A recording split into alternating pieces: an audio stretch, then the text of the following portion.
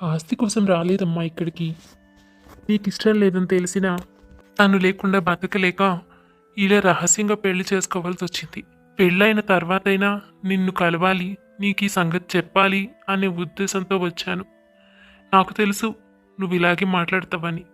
కానీ కొంతకాలం తర్వాతైనా నువ్వు నన్ను అర్థం చేసుకుంటావని, నా ప్రేమను అంగీకరిస్తావని నేను కోరుకుంటున్నాను. ఒక్కటే చెప్పాలనుకుంటున్నానమ్మా. తనను పెళ్లి చేసుకున్నానంటే అర్థం నిన్ను వదులుకున్నానని కాదు. నీపై గౌరవం, ప్రేమ ఎప్పటికీ అలాగే ఉంటాయి. తనను వదులుకోలేక కొన్ని రోజులు నీ మాట జవదాటాను అంతే. త్వరలోనే నువ్వు నన్ను క్షమిస్తావని అనుకుంటున్నాను. రాహుల్ అక్కడి నుంచి సురేఖను తీసుకొని ముందుకు కదిలాడు. సురేఖ ఒక్క మాట కూడా మాట్లాడలేకపోయింది. అసలే తను ఇంట్లో తెలియకుండా అమ్మను కష్టపెట్టి పెళ్లి చేసుకున్నానన్న బాధలో ఉంది. ఈ పరిస్థితుల్లో తనేం మాట్లాడుతుంది? ఇద్దరూ కలిసి ఒక ఇంటిని అద్దెకు తీసుకుంటారు. అక్కడే వారి కొత్త జీవితాన్ని ప్రారంభిస్తారు. నువ్వేమీ దిగులు పడకు.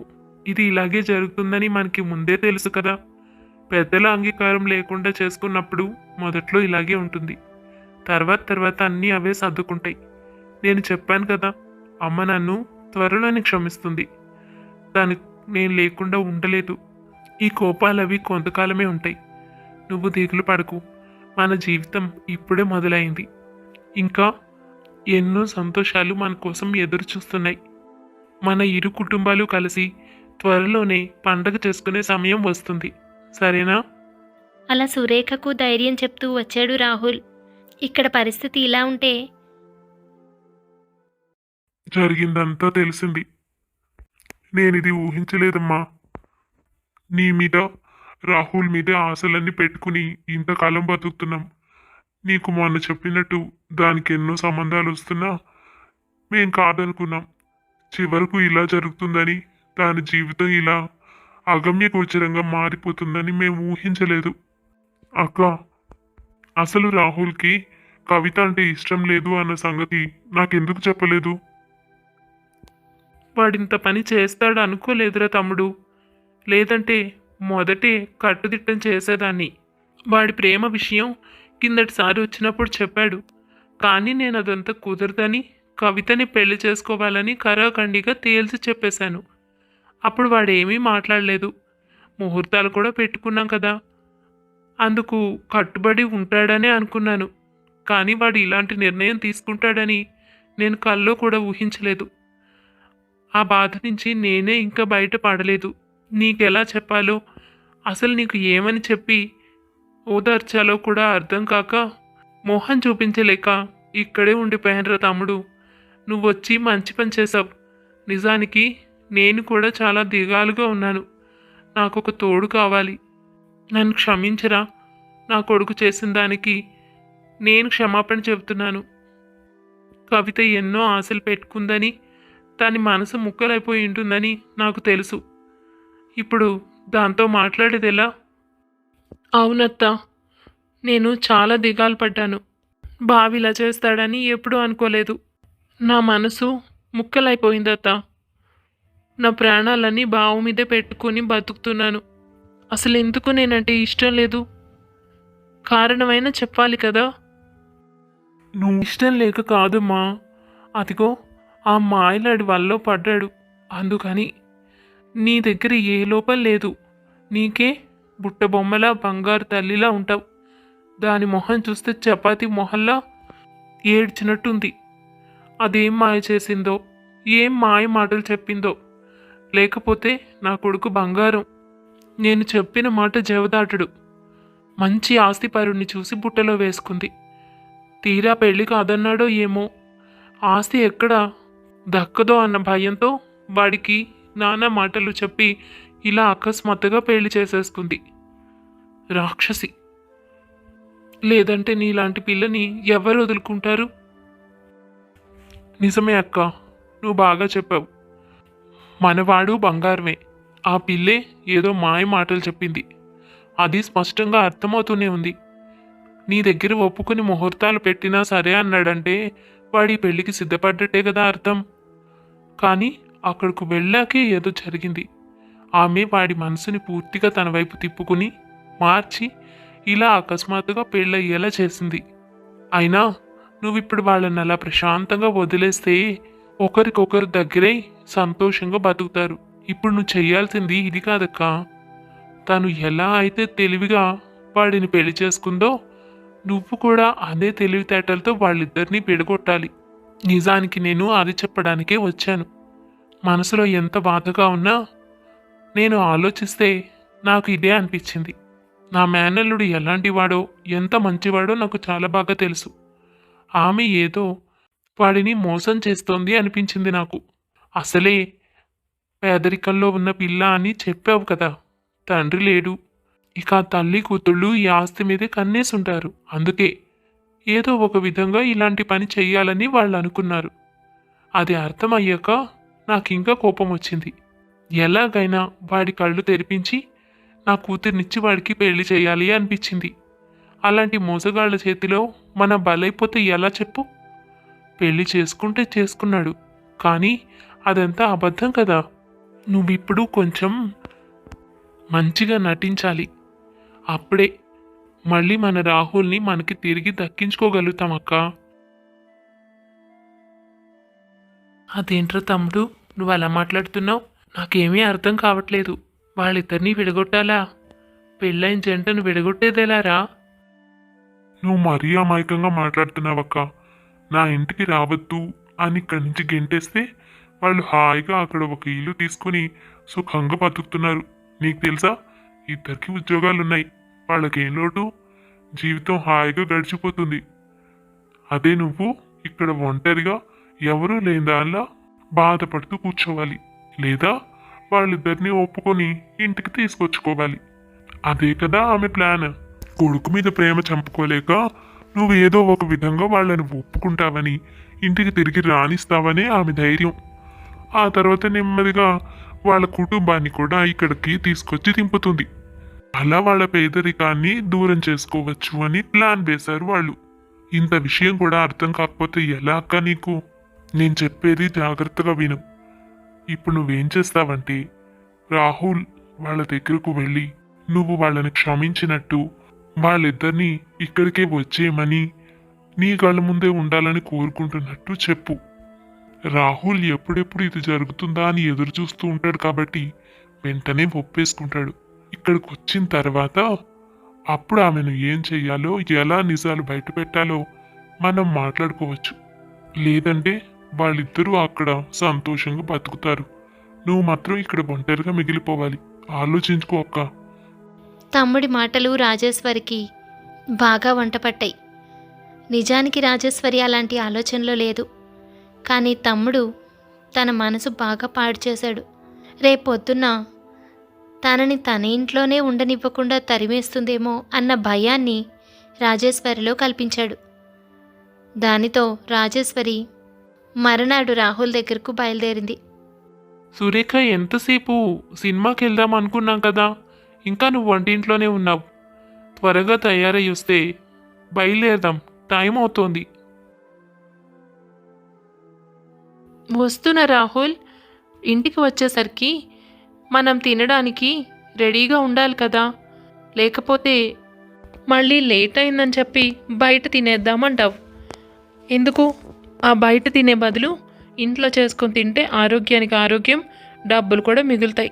అందుకే గబగబా వంట పూర్తి చేశాను. ఎవరైనా సరదాగా బయటకు తీసుకువెళ్ళమని తినిపించమని అడుగుతారు. నువ్వేంటి సురేఖ?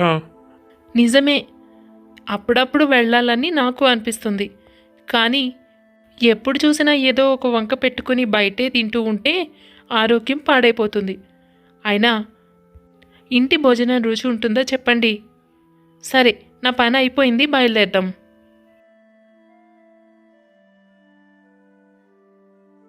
అమ్మా, నువ్వొచ్చావా? అవునరా, రాకేం చేస్తాను? నీ వెనకాలే నిన్ను వెతుక్కుంటూ వస్తానని నీకు బాగా తెలుసు కదా. అందుకేగా అక్కడి నుంచి నేనేమైపోతానో కూడా ఆలోచించకుండా నీ భార్యను తీసుకుని వచ్చేసావు. తల్లిగా నాకు తప్పుతుందా? వెతుక్కుంటూ నీకోసం వచ్చాను. అబ్బే, అలా కాదమ్మా. అప్పుడు నీ కళ్ళ ముందే ఉండి నిన్ను ఇబ్బంది పెట్టి ఇంకా కోపం తెప్పించడం ఎందుకు అని వచ్చేసాం. అంతేకాని నిన్ను వదిలి రావాలని కాదు. నీ కోపం తగ్గాక ఏదో ఒక విధంగా మళ్ళీ కలుద్దామని అనుకున్నాను. కోపం కాక మరేంట్రా? నువ్వు నీ ప్రేమ గురించే ఆలోచించావు, నువ్విచ్చిన మాట గురించే చూసుకున్నావు. నేనిచ్చిన మాట పోయింది. అక్కడ మావయ్య, కవిత ఎంత బాధపడుతున్నారో తెలుసా? వాళ్ళ ముందు నా పరువు పోయినట్టేగా. ఇవేమీ ఆలోచించకుండా నీకు నచ్చిన పని నువ్వు చేసేసావు. కనీసం కొన్ని రోజులు ఉండి నన్ను ఒప్పించాలనైనా అనిపించలేదు నీకు. ఇప్పుడేమో ఇద్దరు సంతోషంగా సినిమాకు తయారవుతున్నారు. వెళ్ళండి, నేనెందుకు? అబ్బా అలా కాదులేమ్మా, నువ్వు వచ్చావు, మాకు అదే సంతోషం. దీనికోసమే కదమ్మా మేము కూడా ఎదురు చూస్తున్నాము. నాకు తెలుసు మా అమ్మకి నేనంటే ఎంతో ఇష్టం. తను నేను లేకుండా ఉండలేదు. నన్ను త్వరలోనే క్షమిస్తుంది అని సురేఖతో కూడా చాలాసార్లు చెప్పానమ్మా. నేను అనుకున్నట్టే నువ్వు ఇంత తొందరగా మా దగ్గరికి వస్తావని నేను ఊహించనే లేదు. కడుపు తీపి అలాంటిదిరా. సరే, నీకోసం ఈ అమ్మాయిని నేను అంగీకరిస్తున్నాను. నీ ప్రేమని ఒప్పుకుంటున్నాను, నిన్ను క్షమిస్తున్నాను. అయితే నేను చెప్పింది మాత్రం మీరు వినాలి. మీ ఇద్దరూ వచ్చి నా కళ్ళ ముందే మన ఇంట్లోనే ఉండాలి. ఇంకొకటి, ఈమె కుటుంబాన్ని మాత్రం నేను ఎప్పటికీ చేరదీయను. వాళ్ళు మన ఇంటికి రావడానికి కానీ మనతో మాట్లాడడానికి కానీ వీల్లేదు. నేను కేవలం సురేఖని మాత్రమే ఒప్పుకుంటాను. ఈ విషయాలు మీ ఇద్దరు ఒప్పుకుని తీరాల్సిందే. సురేఖ తెల్లబోయింది. రాహుల్ అప్పటికైతే ఏమీ మాట్లాడకుండా తల ఊపాడు. తల్లి తనను క్షమించిందని, మామూలుగా ఉందని సంతోషంలో ఉన్నాడు రాహుల్. ఇక తల్లి చెప్పిన వాటన్నిటికీ సరేనని సురేఖను తీసుకుని తల్లి వెంబటే బయలుదేరాడు. సురేఖ ఇంట్లో పరిస్థితి మరీ దారుణంగా ఉంది. అమ్మా, నువ్వు ఇలా అయిపోతే ఎలా? భోజనం చేయడం కూడా మానేశావు. నేను ఒక దాన్ని ఉన్నాను అన్న విషయం నీకు గుర్తుందా? ఇలా దిగాలు పడి అనారోగ్యం తెచ్చుకుంటే నేను ఒంటరిదాన్ని అయిపోతాను. అక్క కూడా మనకి దూరంగా ఉంది. నువ్వు కూడా నన్ను వదిలి వెళ్ళిపోతావా అమ్మా? లేదమ్మా, నేను నీకెప్పటికీ తోడుగా ఉంటాను. అసలు అది చేసిన పని వల్లేగా నేను ఇలా అయిపోయింది. తర్వాత నువ్వు ఉన్నావన్న ఇంకిత జ్ఞానం కూడా లేకుండా దాని దారా చూసుకుంది. ఇలాగైనా నేను పెంచింది మీ ఇద్దరిని. ఎందుకే దానికి ఆ బుద్ధి పుట్టింది? ఎంత చెప్పాను, ఎన్ని విధాలుగా నచ్చ చెప్పాలని చూశాను. ఏమాత్రం అర్థం చేసుకోలేదు. మనం ఏమైపోతాం అనుకుని సురేఖ ఆ పని చేసిందే. వదిలేయమ్మా, అవన్నీ ఆలోచించి ప్రయోజనం ఏముంది? అప్పటికి అక్కకు అదే కరెక్ట్ అనిపించి ఉంటుంది. మన గురించి ఆలోచించకుండా ఎందుకుంటుంది చెప్పు? అయినా బావ చాలా మంచివాడని చెప్పింది కదా. నువ్వు అదెక్కడ అన్యాయం అయిపోతుందో అని భయపడుతున్నావు. కానీ దానికి బావ దాన్ని బాగా చూసుకుంటాడని, ఎప్పటికీ తన చెయ్యి వదలడని నమ్మకం ఉంది కదా. ఇంకెందుకు నువ్వు భయపడుతున్నావమ్మా? ఎప్పటికైనా మళ్ళీ దాన్ని మనం కలవాల్సిందే కదా. నువ్వు ఇలా అయిపోతే దానికి మాత్రం ఏం సంతోషంగా ఉంటుంది చెప్పు? ఇక్కడ సంతోషం గురించి ఆలోచించే పరిస్థితి లేదమ్మా. దానికి అర్థం కావడం లేదు. ఈరోజున్న ప్రేమ రేపు ఉండదే. నేను చూశాను. నా జీవితంలో ఎన్నో కష్టాలు పడ్డాను. కానీ అది కూడా మీ నాన్న తోడుగా ఉండగానే. తెలుసా, ధనవంతుల ఇళ్లల్లోకి మనలాంటి వాళ్ళు వెళ్ళకూడదు. ఆ విషయం దానికి అర్థం కాలేదు. ఏదో ఒకరోజు అది రోడ్డున పడుతుందేమోనని నేను ఎంత భయపడుతున్నానో తెలుసా. అదృష్టం బాగుండి మీ నాన్న నన్ను నిజంగానే ఎంతగానో ప్రేమించారు. అయినా కూడా నేను ఎన్నో కష్టాలు పడాల్సి వచ్చింది. విధి రాత ఆయన తొందరగా తీసుకెళ్ళిపోయింది. ఆ తర్వాత ఆ ఇంట్లో నన్ను పురుగు కంటే హీనంగా చూశారు. వాళ్ళ నుండి బయటపడడానికి నేను చాలా కష్టాలు పడాల్సి వచ్చింది. 2 ఆడపిల్లల్ని అతి కష్టం మీద పెంచి పెద్ద చేశాను. కనీసం ఆ ఇంటి నుండి బయటపడడానికి కూడా నాకు ఏ దారి కనిపించకుండా పోయింది. ఇవన్నీ పిల్లలు మీతో చెబితే మీరు ఎక్కడ భయపడతారో, పెళ్ళి అంటే అసహ్యం ఏర్పరచుకుంటారో అన్న భయంతో నేను ఎప్పుడూ చెప్పలేదు. కానీ ఇప్పుడు నీకు చెప్పడమే మంచిది అనిపిస్తోంది. మొదట్లో అంతా బాగానే ఉంటుంది. పెళ్లి చూపుల్లో నేను నచ్చి నన్ను మెచ్చి పెళ్లి చేసుకున్నారు. మొదటంతా బాగానే సాగింది. మొదట్లోనే మేం పేదవాళ్ళమన్న సంగతి వాళ్ళకు తెలుసు. కానీ ఎందుకు ఇష్టపడి పెళ్లి చేసుకున్నారో నాకైతే తెలీదు. కానీ ఆయన చాలా మంచివారు. 1 సంవత్సరం గడిచిన తర్వాత నుంచి తారతమ్యాలు మొదలయ్యాయి. ప్రతి విషయంలోనూ నన్ను తక్కువ చేయడం మొదలుపెట్టారు. మీ నాన్నకి అది నచ్చలేదు. వాళ్ళతో దెబ్బలాడేవారు. కానీ ఆయన ఇంట్లో ఉండే సమయం ఊరుకుని బయటకు వెళ్ళిన తర్వాత నన్ను నానా కష్టాలు పెట్టేవారు. సూటిపోటి మాటలతో నన్ను హింసించేవారు. అతి కష్టం మీద అవన్నీ ఆయన్ని చూసుకొని కొంతకాలం భరించాను. కానీ ఆయనే వెళ్ళిపోయాక నా జీవితం అంధకారం అయిపోయింది. ఆ ఇంటి నుండి ఎలా బయటపడాలో నాకు తెలియలేదు. నా తల్లిదండ్రులు కూడా మరణించడంతో నేను అనాథనైపోయాను. అక్కడ నన్ను చూసే దిక్కులేదు. 2 చిన్నపిల్లలు.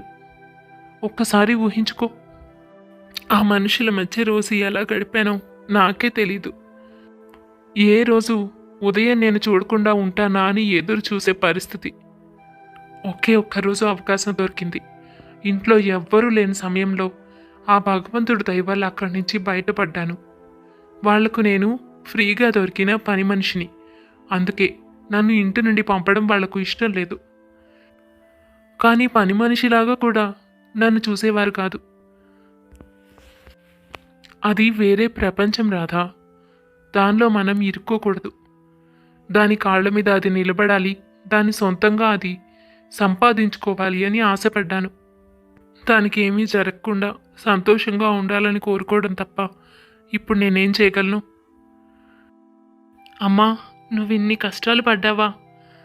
మాకు తెలియనే తెలీదు. ఎందుకు చెప్పలేదమ్మా? నువ్వు దిగులు పడకు. అక్క జీవితం ఇలా ఉండదులే. దానికి భర్త తోడున్నాడు. ప్రేమించి పెళ్లి చేసుకున్నాడు కదమ్మా. బావ మంచివాడని చాలాసార్లు అక్క చెప్పింది. ఈ మధ్యనే వాళ్ళ అత్తగారు కూడా వాళ్ళని క్షమించి ఇంటికి తీసుకువెళ్లారని తెలిసింది. ఆ ఊళ్ళో నా స్నేహితురాలు ఒక ఆముందిలే. ఆమె ద్వారా విషయాలు తెలుసుకున్నాను. అంటే వాళ్ళు బాగానే ఉన్నట్టేగా. నా ఆశ త్వరలోనే మన ఇంటికి కూడా వాళ్ళు వస్తారని. అప్పుడు నువ్వు అక్కపై కోప్పడకు. మనందరం కలిసిపోదాం. జరిగేదేదో జరక్క మానదు కదా. దిగులు పడకమ్మా. నువ్వు ధైర్యంగా ఉండు. ఇక అత్తారింటికి వెళ్ళిన సురేఖ పరిస్థితి. చూసావా నీ గది? ఇలాంటి గదులు నువ్వెప్పుడు చూసుండవులే. ఇంత కంఫర్ట్గా, ఇన్ని వస్తువులతో, ఇంత పెద్ద పెద్దగా ఉన్న ఇల్లు నువ్వెక్కడ చూసుంటావు? మీ ఇల్లు మహా అయితే చిన్న చిన్నగా 1-2 గదులు ఉండుంటుంది కాదు సురేఖ? ఇలాంటి భోగభాగ్యాలు అనుభవించాలంటే అదృష్టం ఉండాలి. ఏమైనా పెట్టి పుట్టావులే. పుట్టింది పేదరికల్లో అయినా లంకంత కొంపలో పడ్డావు. అసలు ఈ ఇంట్లో ఎటు చూసినా ఖరీదైన వస్తువులు, ఇంట్లో పని చేయడానికి మనుషులు, కావలసినన్ని సౌకర్యాలు. మహారాణిలా బతకచ్చు. అదృష్టం అంటే నీదే. ఇంకా నేను నా కొడుకుని వదలలేక, మీరక్కడ ఆ చిన్న ఇంట్లో అద్దెకుంటే చూడలేక ఇక్కడకు తీసుకువచ్చేసాను కదా. ఇప్పుడు నీకు ఉద్యోగం చేసే కష్టం కూడా లేదు. నువ్వు సంతోషంగా హాయిగా తిని కూర్చోవచ్చు. అత్తగారి మాటల్లో పెడసరం సురేఖకు బాగా అర్థమైంది. కానీ ఏం మాట్లాడాలో తెలియక ఆశ్చర్యపడి చూస్తూ నుంచుంది. తన మనసులో ఒక బాధ మెదులుతోంది. అత్తగారు తన కుటుంబాన్ని చేరదీయొద్దని ఖరాఖండిగా చెప్పేశారు. ఇలా అయితే తల్లిని చెల్లిని కలిసేదెలా?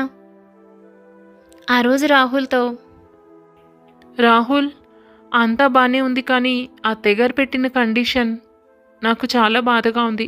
నువ్వు అది ఒప్పుకున్నావు కూడా. మా ఇంటిని కలవకుండా, వాళ్ళని చూడకుండా నేను ఎలా బతకాలి? ఎప్పటికైనా వాళ్ళని కూడా చేరదీస్తామని, మన కుటుంబంలో కలుపుకుంటామని నువ్వు చెబితేనే కదా నేను ఒప్పుకున్నది. ఇప్పుడు అత్తయ్య ఇలాంటి కండిషన్ పెట్టారేంటి? నువ్వైనా ఒక్క మాట కూడా చెప్పలేదు. Don't worry. అది ఏదో కోపంలో అన్నమాట. అంత మాత్రాన నిజంగా అలాగే ఉంటుందా ఏంటి? మనని ఎలా అయితే క్షమించిందో కొంతకాలానికి వాళ్ళని కూడా అంతే. అయినా ఇంకొక విషయం చెప్పనా? నిన్ను అక్కడికి వెళ్ళొద్దని చెప్పలేదు కదా, వాళ్ళు ఇక్కడికి రాకూడదు అంది. ముందు మీ ఇంటికి వెళ్ళి ఒకసారి మీ అమ్మని కూడా కలిసి మాట్లాడదాం. ఆ తర్వాత ఏం చేయాలో ఆలోచిద్దాం. ఇంతలోనే నువ్వు కంగారు పడితే ఎలా? నెమ్మదిగా ఆ విషయంలో కూడా అమ్మని మార్చే పూచి నాది. రాహుల్ చెప్పిన సమాధానానికి కొంచెం ధైర్యం వచ్చింది సురేఖకి. త్వరలో మళ్ళీ అన్నీ సర్దుకుంటాయన్న ఉద్దేశంతో సమాధానపడింది. కానీ తల్లి దగ్గరకు వెళ్ళడానికి తనకు ధైర్యం చాలలేదు. రాహుల్ అడిగినా తను కొన్ని రోజుల తర్వాత అని మాట దాటేసింది. తల్లి ఏ పరిస్థితుల్లో ఉంటుందో తను ఊహించగలదు. అత్తగారు కూడా అన్ని విధాలుగానూ ఒప్పుకున్నాకే తల్లిని కలవాలి అనుకుంటుంది సురేఖ. ఇలా ఉండగా కవిత ఆ ఇంట్లో కొన్ని రోజులు ఉండడానికి వస్తుంది. రాజేశ్వరి సురేఖతో అన్ని పనులు చేయిస్తుంది. ఒక్క క్షణం కూడా తీరిక లేకుండా ఇంటిడి చాకిరి సురేఖ మీద పడేస్తుంది. నెమ్మదిగా సురేఖ పరిస్థితి ఆ ఇంట్లో మారిపోతూ వచ్చింది. తనకు ఆరోగ్యం బాగోలేదని, పని చేసుకోలేకపోతున్నానని వంక చెప్పి ప్రతి పని సురేఖపై వదిలేది. పైగా ఆ పని సక్రమంగా చేయలేదని, సూటిపోటి మాటలని వారి పేదరికం గుర్తు చేసి మాట్లాడుతూ ఉండేది. సురేఖ, ఏంటి ఇందాక కాఫీ కుడితిలా ఉంది. నువ్వు అలా తాగుతావేమో, నీకు అలవాటు అయి ఉండొచ్చు. కానీ ఈ ఇంట్లో కాఫీ అలా తాగరు. పాపం మీరంటే ఒక 1/2 లీటర్ పాలతో 2 రోజులు గడుపుతారు నీళ్లు పోసుకుని. మేము అలా కాదు, చిక్కటి పాలే తాగుతాం. నీ లేకి బుద్ధులన్నీ ఇక్కడ చూపించకు. ఈ ఇంట్లో ఎలా ఉండాలో అలా నడుచుకో. నీకు కావాలంటే నువ్వేం తింటే అది తిను, ఏం తాగితే అది తాగు. కానీ మమ్మల్ని హింసించకు. నాకు ఆరోగ్యం బాగోలేదని పని నీకు అప్పచెప్తే ఇలా చేస్తావా? అయినా నా అనుమానం ఏంటంటే మాకు అలా ఇచ్చుంటావు, నువ్వు మాత్రం శుభ్రంగా కమ్మగా కాఫీ కలుపుకుని తాగుంటావు కదా. దొరికిందే సందు. ఎప్పుడైనా జీవితంలో ఇలాంటి తిండి తిన్నావా? ఇలాంటి గొప్ప జీవితం గడిపావా? కోతికి కొబ్బరి చిప్ప దొరికినట్టు నీకు ఈ ఇల్లు దొరికిందిలే. చూడు నా మేనకోడలు కవిత. దీన్నే రాహుల్కిచ్చి పెళ్లి చేయాలని మేము ఆశపడ్డాం. అందగత్తె, చదువుకుంది. దీనికి ఏ పని అప్పచెప్పినా మళ్ళీ మారు మాట్లాడకుండా చక్కగా చేసి పెడుతుంది. దీన్ని చూసైనా నువ్వు కొంచెం బుద్ధి తెచ్చుకుంటావని 4 రోజులు ఇక్కడ ఉండడానికి రమ్మన్నాను. మాట్లాడే విధానం, పనిచేసే విధానం అన్నీ నేర్చుకో. దీనికి ఈ ఉన్న 4 రోజులు నువ్వే అన్నీ చేసి పెట్టాలి. గౌరవంగా చూసుకోవాలి. దీని స్థానమేగా నువ్వు లాక్కున్నది. ఏంటో అత్తయ్య ఎందుకు అలా మాట్లాడుతున్నారు? అత్తయ్య ప్రతి మాటలోనూ పెడసరం, వెటకారం కనిపిస్తోంది. మొదట్లో అలా ఉన్నారులే అనుకున్నాను. కానీ రాను రాను ప్రతిరోజు ప్రతి నిమిషం నన్ను అవమానిస్తూనే ఉన్నారు. ఇదంతా రాహుల్తో చెప్పాలా వద్దా? అసలు అత్తయ్యతో ఎలా మాట్లాడాలి? తన మేనకోడలకు అన్యాయం జరిగిందని కోపం ఉండుండొచ్చు. అయితే నన్ను ఇంకా పూర్తిగా యాక్సెప్ట్ చేయలేదనుకోవాలా? అత్తయ్య గారి కోపం పూర్తిగా తగ్గే వరకు వెయిట్ చేయాలా, లేదా రాహుల్తో చెప్పాలా?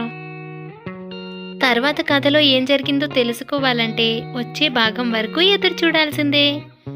కథ నచ్చింది కదూ? అయితే తప్పకుండా లైక్ చేసేయండి. మరింకెన్నో మంచి మంచి కథల కోసం మా ఛానల్ని సబ్స్క్రైబ్ చేసుకోండి. మీ అభిప్రాయం కామెంట్ చేయడం మర్చిపోవద్దు. కథ 3వ భాగంలో మళ్ళీ కలుద్దాం.